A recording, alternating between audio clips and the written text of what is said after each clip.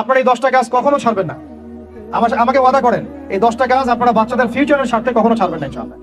তো আমার 10টা নসিহত হচ্ছে, এক, যে আমাদের বাচ্চাদেরকে ওদের লক্ষ্যটাকে স্থির করাবেন, ওদের জীবনের লক্ষ্যটাকে 1 নাম্বার, ওদের জীবনের লক্ষ্য হবে জান্নাত।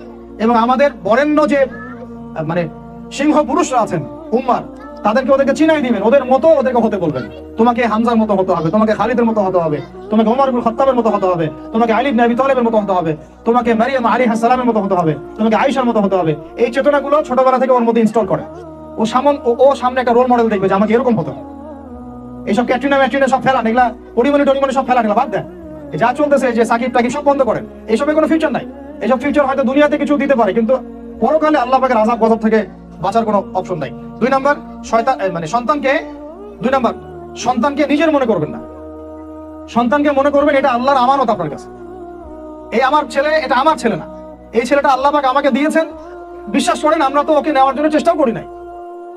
এমন হয়নি আপনাদের সময় সন্তান না চেষ্টা করতে সন্তান আসে নাই? কোনো ক্ষেত্রে এমন হয়েছে সন্তান নষ্ট করার মানুষ চেষ্টা করছে, তাও সন্তান আল্লাহ দিয়েছেন। সন্তান আমার না, সন্তান আল্লাহর দেওয়া, আমার কাছে আমানত। একে যদি আমি সুসন্তান রূপে মানুষ না করি, আগামী দিনে নমর না বানাই, তাহলে আল্লাহ আমাকে ধরবে।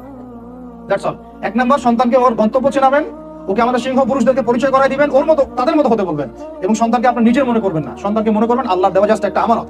3 নাম্বার, সর্বোচ্চ সেরা কারিকুলাম যারা দিচ্ছে ওই রকম প্রতিষ্ঠানে আপনি ওকে পড়াবেন। এরকম প্রতিষ্ঠান যদি সরকার দেয় তাহলে সরকারি প্রতিষ্ঠানে পড়াবেন, আমার কোনো সমস্যা নেই। যদি না দেয় তাহলে বেসরকারি, আর যদি বেসরকারিও না থাকে তাহলে আমরা গড়ে তুলবো ইনশাআল্লাহ। 3 নাম্বার হচ্ছে এটা, 3 নাম্বার। 4 নাম্বার, আল্লাহর ওয়াস্তে, এটা আমি প্রথমে বলতে চাইছিলাম, আল্লাহর ওয়াস্তে ডিভাইসের এডিকশন থেকে বাচ্চাদেরকে বাঁচান। ডিভাইসের এডিকশন এত মারাত্মক যে আমি নিজে এখন কোরআনের আয়াত ভুলে যাচ্ছি দিন দিন। এই ডিভাইস আমার হাতে যেটা আছে, এটা একটা পয়জন, এটা একটা হিপনোটাইজ করার যন্ত্র মানুষকে। এই মোবাইলের এডিকশন থেকে বাচ্চাদেরকে বাঁচাবেন আল্লাহর ওয়াস্তে। যদি আপনি বাচ্চাকে হাফেজ বানাতে চান, আলেম বানাতে চান, কারি বানাতে চান, মুহাদ্দিসা বানাতে চান, এটা হাতে থাকলে আপনি পারবেন না। এটাতে এডিক্টেড হয়ে গেলে আপনি কোনোভাবেই বাচ্চাকে মেমোরি ধরে রাখতে পারবেন না। বহু হাফেজে কোরআন ভুলে গেছে দিন দিন এটার কারণে। এটার মধ্যে অ্যাডাল্ট্রি অনেক কিছু আছে, ওরা এগুলো বোঝে, এখন বোঝে, কিন্তু ওরা ছোট নাই এখন। এগুলো একটা কার্টুন দেখতে গিয়ে ওরা 10টা দেখে ফেলবে, আজে বাজে জিনিস দেখে ফেলবে। এটার মানে ব্যবহারটাকে নিয়ন্ত্রণ করেন, ডিভাইস এডিকশনটা বন্ধ করেন, আল্লাহ পাক তৌফিক দান করেন, আমিন। 5 নাম্বার হচ্ছে ম্যানুফ্যাকচার কোনো খাবার বাচ্চাদেরকে খাওয়াবেন না। ফিজিক্যালি ওদেরকে ফিট রাখার চেষ্টা করবেন। ম্যানুফ্যাকচার খাবার মানে একটু আগে দেখলাম যে বাইরের খাবারগুলো এটা খাচ্ছে, চিপস ইত্যাদি, এগুলা ওর হজম শক্তি নষ্ট করবে, ফিজিক্যাল স্ট্রেংথ নষ্ট করবে, ওর মেমোরি শার্প হতে দিবে না। ওকে ভিতর থেকে ওই যে একটা শব্দ একটু আগে বলেছে এক ভাই, যে ব্রয়লার মুরগি বানাই দিবে, আসলেই তাই বানাই দিবে। আর মনে রাখবেন, কোরআনে আল্লাহর কিতাবের মধ্যে আল্লাহ পাক নেতৃত্ব দেওয়ার 2টা গুণাবলী বলেছেন। কয়টা বলেন? মাত্র 2টা। নেতৃত্ব দেওয়ার জন্য ওই রকম জায়গায় যেতে হলে 2টা গুণাবলী এনশিওর করতে হয়। একটা হচ্ছে ফিজিক্যাল স্ট্রেংথ, একটা হচ্ছে ইলমের স্ট্রেংথ। বাসতাতাম ফিল জিসমি ওয়াল ইলম আও বাসতাতাম ফিল ইলমি ওয়াল জিসম, মানে জ্ঞানে এবং দৈহিক শক্তিতে বলিয়ান হওয়া। ছোটবেলা থেকে খাবারে যদি আপনারা সচেতন না হন, এই বাচ্চারা বড় হয়ে দেখবে যে 15, 20, 30 বছরেই ভেঙে পড়ে গেছে। আমরা এটা চাই না। বিশুদ্ধ খাবার এবং ম্যানুফ্যাকচার খাবার ত্যাগ করা, বাইরের খাবার বন্ধ, এটা হলো 5। 6 নাম্বার হচ্ছে নিয়মিত ওদেরকে খেলতে দিবেন। এটা আমি নিজে লিখেছি, কারণ ছোটবেলা আমরা অনেক খেলাধুলা করেছি। আমি একটু বুঝাই জাস্ট 1 মিনিটে। যত বেশি খেলবে তত স্ট্রেট হবে, মানে ঘামবে, যত ঘামবে তত ক্লান্ত হবে, যত ক্লান্ত হবে ঘামবে তত কোলেস্টেরল কমে যাবে, ব্লাড সার্কুলেশনটা খুব ভালো হবে। তারপরে যত খেলবে ও টায়ার্ড হবে, তখন ও খাবে বেশি, মানে ভালো জিনিস খাবে বেশি, রুচি বাড়বে। যত ভালো খাবে ঘুম তত ক্লিয়ার হবে, ঘুম যত ক্লিয়ার হবে ও ব্রেন তত শার্প হবে, ব্রেন যত শার্প হবে ও অল্প সময়ে যা পড়তে পারবে, যা মুখস্থ করতে পারবে, এটা 10 ঘন্টায় আপনি পারবেন। 7 নাম্বার হচ্ছে ভাই, এটা আমাদের ভাই বোনদের জন্য, পারিবারিক বন্ধনটা ভালো রাখেন।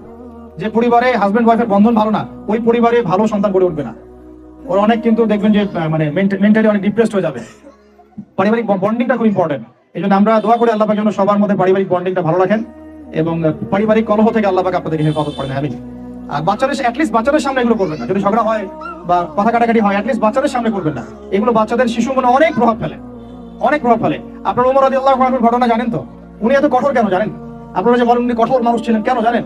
উনার বাবা তাকে ছোটবেলায় কঠিন শাসন করতেন, কঠিন শাসন। ঠিক আমি এরকম একটা পরিবেশে বড় হয়েছি। যারা খুব কঠিন শাসনে বড় হয় তারা হয় 2 রকম হবে। এক, হয় তারা নষ্ট হয়ে যাবে, অথবা তারা উম্মাকে নেতৃত্ব দিবে। 2টার একটা। হয় তারা খুব মানে মেন্টালি খুব ডিপ্রেসড হয়ে যাবে, অথবা দেখা যাবে যে তারা কঠোরতার কারণে ওরা দেখবেন ইনশাআল্লাহ ইসলামকে নেতৃত্ব দিচ্ছে বা আল্লাহর বিধানের উপর কঠোর হয়ে গেছে।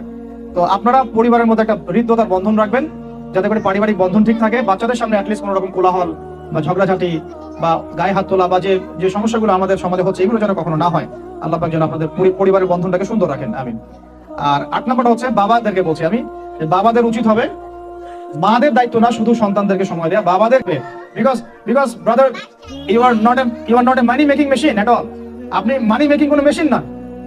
আপনার কাজ শুধু টাকা আর্ন করা না তো, আপনার আমার কাজ হচ্ছে বাচ্চাকে সময় দেয়া। কোরআন আপনি খোলেন, কোরআনের মধ্যে আপনি মা এবং ছেলের কোনো কনভারসেশন পাবেন না। আমার জ্ঞান ক্ষুদ্র, যদি থাকে আমাকে জানায়েন, যে কোনো জায়গায় যদি থাকে, কোনো জায়গায় যদি পান মা এবং ছেলের কনভারসেশন আমাকে জানায়েন। আমি কোথাও কোরআনে মা এবং ছেলের কোনো কনভারসেশন পাই নাই, মা এবং সন্তানের কোনো কনভারসেশন পাই নাই। আমি যদি ভুল হই বা আমার যদি জানা না থাকে আপনি আমাকে জানাই দিন। আর শেষ নাম্বারটা হচ্ছে আল ইলম, এমন জ্ঞান ইউনতাফাউ বিহিন নাস, যে জ্ঞান দিয়ে মানুষ উপকৃত হয়। এই হলো শিক্ষা প্রজেক্টগুলো। আল্লাহ পাক এই হাদিসটার উপর আমাদের সবাইকে আমল করার তৌফিক দান করেন, আমিন। তো বাবাদেরকে বলবো আপনি সন্তানকে সময় দেন, because you are not a money making machine at all. আপনি কোনো মানি মেকিং মেশিন নন। এটা হলো 8 আর দুটো বলে শেষ করতেছি। 9 নাম্বার হচ্ছে সন্তানকে চাপ দিবেন না, চাপ দিয়ে ওকে জোর করে কোনো কাঠামো দেওয়ার চেষ্টা করবেন না, বরং আপনি খুঁজে বের করেন আপনার সন্তানের মধ্যে ইউনিক প্রতিভা কি আছে। এই মেয়েটার মধ্যে হয়তো একটা প্রতিভা আছে যেটা আমার মেয়ের মধ্যে নাই, এর মধ্যে একটা প্রতিভা আছে ইউনিক যেটা ওর মধ্যে নাই, ওই ছেলেটার মধ্যে একটা প্রতিভা আছে যেটা আবার এই মেয়ের মধ্যে নাই। আপনি কখনো কারোর সাথে কারো তুলনা করবেন না। তুমি মারিয়ামের মতো ফার্স্ট হতে পারো নাই কেন, তুমি ওই সুমাইয়ার মতো সেকেন্ড কেন হলো না, তুমি আব্দুল্লাহর মতো কেন ফার্স্ট হলো না, কখনো এরকম তুলনা করবেন না। এগুলো করলে ছেলেরা ভিতর থেকে, মেয়েরা ভিতর থেকে খুব ডিপ্রেসড হয়ে যায়, আত্মবিশ্বাস হারায় ফেলে। ওরা মনে করে হয়তো আমার দ্বারা কিছু হবে না। বরং আপনি আর উৎসাহিত করবেন, কোনো সমস্যা নেই বাবা, কোনো সমস্যা নেই আম্মু, এবার বলো নেই পরে এবার হবে ইনশাআল্লাহ। বরং তাদেরকে সময় দিবেন, খুঁজে বের করবেন যে কোন প্রতিভা আপনার মেয়ের মধ্যে, আপনার ছেলের মধ্যে আছে। কেউ দেখবেন খুব ভালো লিখতে পারে, কেউ ভালো আবৃত্তি করতে পারে, কেউ ভালো নেতৃত্ব দিতে পারে, কেউ ভালো দেখবেন যে মাশাআল্লাহ মুখস্থ করতে পারে। প্রতিভা বিচক্ষণতার সাথে ফাইন্ড আউট করতে হবে। এটা আমার কাজ বাবা হিসেবে, আপনার কাজ মা হিসেবে। আল্লাহ পাক আমাদেরকে এটা করার তৌফিক দান করেন, আমি জোর করে চাপায় দেওয়া যাবে না। আর একটা নসিহত শেষ, সেটা হলো আমরা তো 5 ওয়াক্ত নামাজ পড়বই, বাচ্চাদেরকে তো ইসলামিক পরিবেশ দিবই। আমাদের তাহাজ্জুদের ওয়াক্তে 2 রাকাত নামাজ পড়াটাকে আপনার উপর ফরজ করে নেন। তাহাজ্জুদের ওয়াক্তে অন্তত 2 রাকাত নামাজ পড়াকে আপনার আমার উপর ফরজ করে নেন, যদি ওটা ফরজ না, ফরজ করে নেন। কারণ ওই সময় দোয়া যেগুলো করা হয় আল্লাহর কাছে একদম সরাসরি কবুল হয়। আপনাদেরকে আমি একজন মনীষীর কথা খালি বলবো, ইমাম বুখারী রাহিমাহুল্লাহ, নাম শুনেছেন আপনারা? তার কিতাব কিয়ামত পর্যন্ত ইনশাআল্লাহ পড়ানো হবে, ওটা না পড়ে কেউ আলেম হয় না, তাই না বিষয়টা? তিনি যে একসময় অন্ধ ছিলেন আপনারা কি জানেন? তিনি যে একসময় চোখে দেখতে পারতেন না, আপনারা কয়জন জানেন? তার মা তাহাজ্জুদের ওয়াক্তে আল্লাহর কাছে কান্না করতে করতে করতে করতে, আল্লাহ আমার ছেলের চোখটা ভালো করে দাও, আল্লাহ আমার ছেলের দৃষ্টিশক্তি ফিরায় দাও, আল্লাহ আমার ছেলের দৃষ্টিশক্তি ফিরায় দাও। মায়ের এই দোয়া আল্লাহ পাকের আরশ পর্যন্ত পৌঁছে দেয় অলৌকিক ভাবে, মিরাকুলাসলি। ইমাম বুখারী রাহিমাহুল্লাহ সকালবেলা উঠে চোখে দেখা শুরু করছে। আজকে ইমাম বুখারী কি এবং তার কিতাবের মূল্য কি, তার মর্যাদা কোথায়, তার কিতাব না পড়লে আমাদের মধ্যে কোনো মানুষ আলেম হতে পারবে না, এটা আমরা এখন স্বতঃস্বীকৃত। কিভাবে হয়েছে ভাই বোনেরা? দোয়ার মাধ্যমে। প্রচুর দোয়া করতে হবে সন্তানদের জন্য।